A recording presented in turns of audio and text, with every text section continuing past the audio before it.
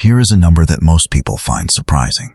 According to the most recent federal health data, more than 1 in 3 Americans over the age of 65 are living with chronic pain on most days or every day. Most countries have similar data.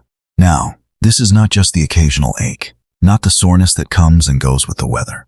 Pain that is present most days. Pain that has quietly become the background noise of an entire life. 1 in 3. Sitting in Sunday morning pews, smiling in family photographs, getting up every day and doing what has to be done, while carrying something that very few of the people around them fully understand or even see. And if you are one of those 2 out of 3, this message is for you, specifically. For the morning you woke before the alarm, not by choice, but because the pain woke you first. For the Sunday you sat through a testimony about miraculous healing and felt something underneath your faith that you were almost ashamed to name. Not celebration for that person. A quiet, persistent question forming somewhere below the surface. Why not me?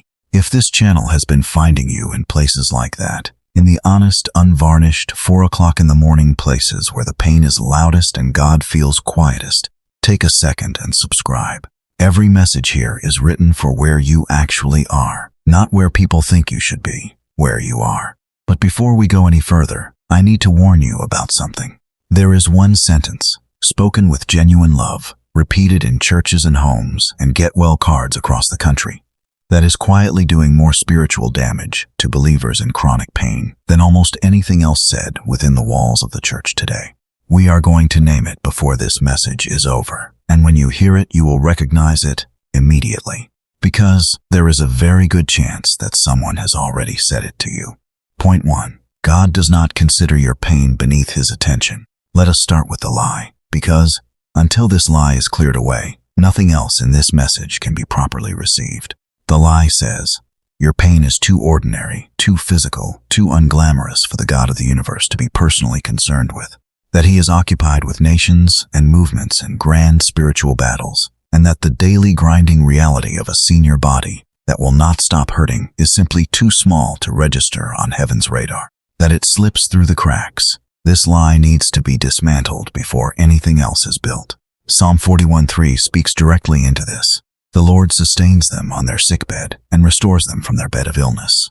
The Hebrew word translated sustains is sa'ad. It does not mean to observe from a distance. It means to support, to prop up, to hold in place, physically, with weight bearing down, hands underneath, keeping something from falling. The image is not God watching your suffering through a window. It is hands beneath you on the sickbed, present in the specific, undignified, unremarkable, unglamorous physical reality of a body that is hurting. God does not require your pain to be elevated or photogenic before he engages with it. He meets you in it exactly as it is. And Psalm 34:19 adds a scope that should permanently silence the thought that your suffering has been overlooked. Many are the afflictions of the righteous, but the Lord delivers him out of them all. Many. Not a few, not the significant ones. Many physical, relentless, accumulated, multiple. And not one of them escapes his attention. Not one day, not one night. Here's what that means for last Tuesday. The Tuesday when the pain was worse than usual. When you could not find a position that helped. When you lay awake and thought, with more honesty than you may have admitted out loud, that this might simply be the rest of your life. God was in that room, not absent, not occupied elsewhere. Present, attentive, aware, not in the vague sense of divine omniscience, but in the specific personal sense of a father whose child was hurting, who did not look away, and who was not far. Your pain has never been beneath his attention, not for a single hour of a single day.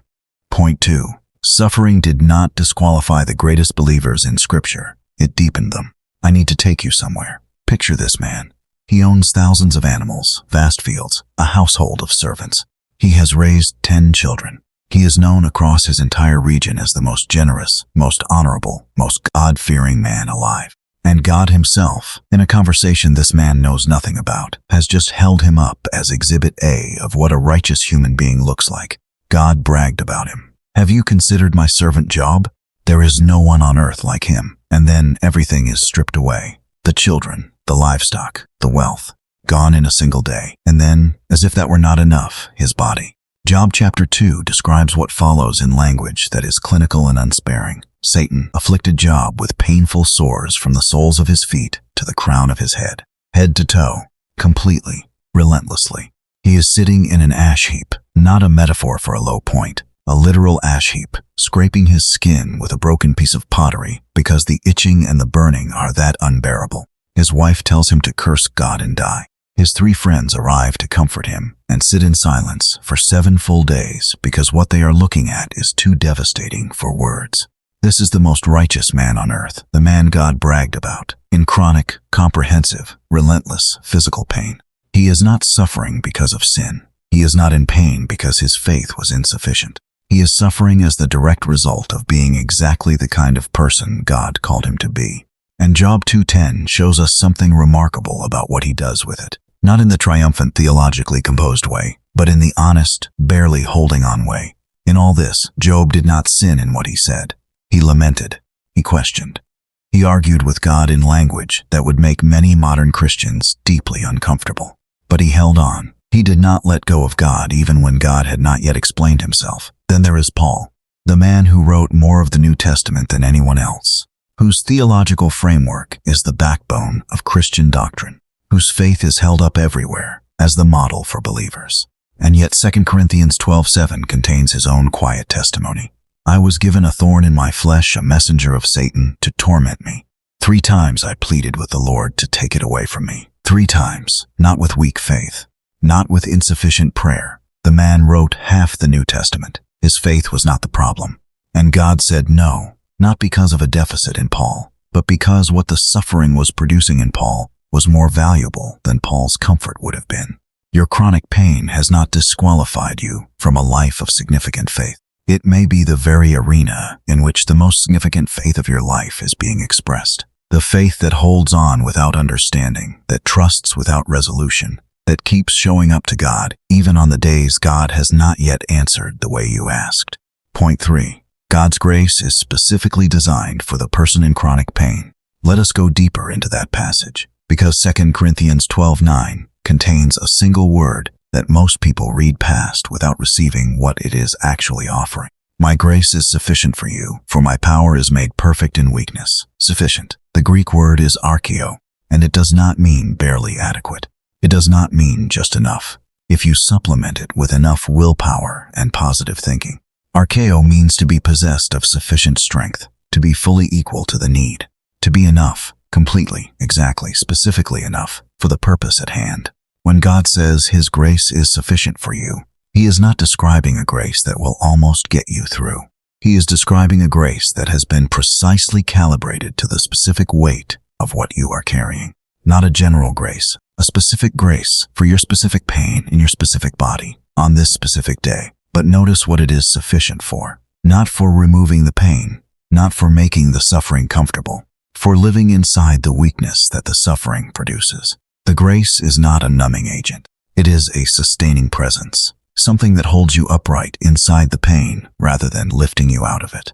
And then the second half of the verse, my power is made perfect in weakness. The Greek word for perfect is teleo, to bring to its full completion, to fully achieve its intended purpose. God's power reaches its most complete expression not in your strength and capability, in your weakness. When the pain has taken everything and you are still praying, still trusting, still getting up, that is when the power of God is most visibly on display. To you, to the people around you, to a watching world that needs to see what faith looks like when it is not performing. Now, this is where I need to name what I promised you at the beginning. The sentence, the one spoken with love, the one quietly causing damage. God won't give you more than you can handle. You have heard it. Someone has probably said it to you at a family gathering after church, in a card on the kitchen table. Said it kindly, gently, meaning every word. Here is what is so important for every believer in chronic pain to know. That sentence is not in the Bible. It is not there. The verse people reach for is 1 Corinthians 10:13. But that verse is about temptation, about the temptation to sin. Paul writes that God will not allow you to be tempted beyond what you can bear. He is not talking about chronic pain. He is not talking about the physical suffering of the body. And here is why this matters so deeply. When someone tells you that God won't give you more than you can handle, and your body tells you that the pain is more than you can handle, one of those statements must be wrong. Either the promise is wrong, or you are somehow failing. And far too many believers in chronic pain have quietly concluded that they are the failure, that if their faith were stronger, if they pressed through more effectively, if they trusted more completely, it would be manageable. And when it is not, the shame compounds the suffering. The truth is this: God never promised to keep the weight within your personal capacity to carry it. What He promised is, my grace is sufficient. Not, you will be sufficient. He will. And those are not the same promise. One places the burden on you. The other places it exactly where Paul placed it, on shoulders that have never buckled under any weight in the history of the universe. If this is giving language to something you have been carrying in silence, subscribe to this channel and share this with someone who needs to hear exactly this today. Point 4. God is doing something in your suffering that comfort could not accomplish. Picture a woman, 73 years old, osteoarthritis in both knees, nerve damage down her left side that never fully resolved after a surgery 5 years ago. It is 3 o'clock in the morning. She is sitting in a chair by the window, not because she chose to be awake, but because the pain woke her and would not let her back to sleep. And she is doing something that would look, from the outside, almost unremarkable. She is praying, quietly, not the full-throated prayer of a revival service. Something smaller than that, and something larger. Just talking to God in the dark about the pain, about the tiredness, about the question she still has not received a full answer to. And then going quiet, and staying there.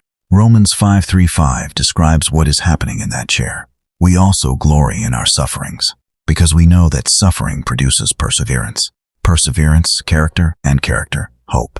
And hope does not put us to shame, because God's love has been poured out into our hearts through the Holy Spirit. Suffering produces perseverance. Perseverance produces character. Character produces hope, each link forged in the fire of the previous one. And the end result, this hope that does not shame you, that has survived everything thrown at it, that cannot be rattled by a difficult diagnosis or a difficult Tuesday, is not available on the comfortable path. It is only produced in the furnace. That woman in the chair has something in her face that cannot be manufactured. A steadiness, a depth of trust. The people around her can see it even when she cannot. Her grandchildren will carry it with them. Her church family, without being able to fully explain why, feels it when she walks in the room. Because they are watching what faith looks like when it costs something. Not a faith that performs on the good days. A faith that shows up on all the others. Not one day of her pain has been wasted. Not one 3 a.m. Not one Tuesday that cost more than she felt she had. It has all been building something in her that prosperity and comfort, for all their gifts, could never have produced. James 1:4 names what that something is. Let perseverance finish its work so that you may be mature and complete, not lacking anything. Mature, complete, not lacking anything. This is the description of a person the furnace has finished with, not destroyed, not diminished, completed in ways that a pain-free life was never going to accomplish. Point 5. God has not forgotten the body, and what is broken will be restored. I want to bring you to the point that I believe carries the most long-range sustaining power of everything we have covered today. Romans 8:23 uses a phrase that should stop every believer in chronic pain. We ourselves groan inwardly as we wait eagerly for our adoption to sonship, the redemption of our bodies. The redemption of our bodies, not the discarding of the body, as if the physical is simply a nuisance to escape, the redemption of it, the buying back of it, the restoration of the physical body to what it was designed to be before decay, and the accumulated weight of a lifetime got to it. Your body, in the age to come, will not ache. 1 Corinthians 15 gives the specific contrast in plain terms. Sown in weakness, raised in power. Sown in dishonor, raised in glory. The same body, your body transformed. And then Revelation 21:4 delivers the promise in its most complete, most unambiguous form. He will wipe every tear from their eyes. There will be no more death or mourning or crying or pain, for the old order of things has passed away. No more pain. Not managed pain, not reduced pain, not pain that has become more spiritually meaningful. No more pain. The old order, in which bodies deteriorate and ache and demand more from you than they give, will have passed away. Completely, permanently. This is not a metaphor. It is a guarantee, signed and sealed by the resurrection of Jesus Christ, whose own body was raised from death, with the wounds still visible but the suffering entirely finished.